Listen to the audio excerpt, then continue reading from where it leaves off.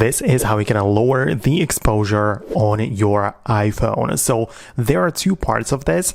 At first, once you are capturing or while you're capturing photos and videos inside of the camera app, you can see that we have the preview as usual. And if you want to lower it down the exposure while you're capturing the images, you can tap on the subject like this, and there is a little sun icon next to the square, right? So if I tap on in here, I'm gonna slide it down on the sun, and I'm currently like lowering down the exposure of the shot or of the video which I'm about to take. So now I'm gonna hit the shutter button, and the photo is much darker because I lowered down the resolution while I was capturing it to begin with.